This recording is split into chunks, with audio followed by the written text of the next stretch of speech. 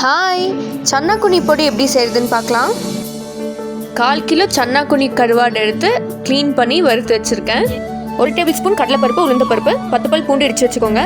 2 காஷ்மீரி மிளகா, 2 red chilli, 1 teaspoon சீரகம், 1 teaspoon மிளகு. எண்ணெய் விடாமல் எல்லாத்தையும் போட்டு வறுத்துக்கலாம்.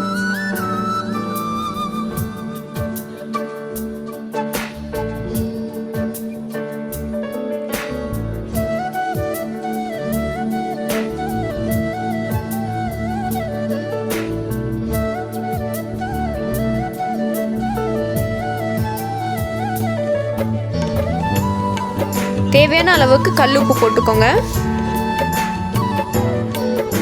சன்னாக்குனியும் போட்டு மிக்ஸ் பண்ணிக்கோங்க.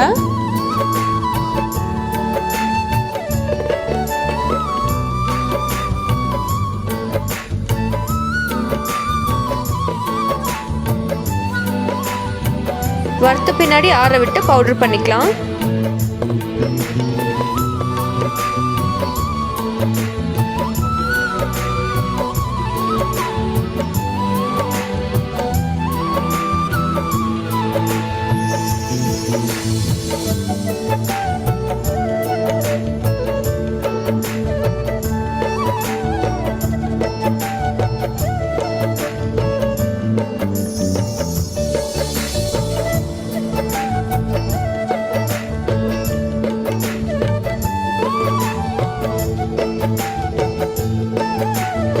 நம்ம சன்னாக்குனி பவுடர் ரெடி.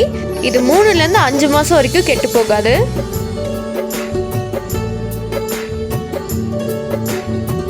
இந்த வீடியோ உங்களுக்கு பிடிச்சிருந்துச்சுன்னா like, share and subscribe. Okay, bye. Next வீடியோவில் பார்க்கலாம்.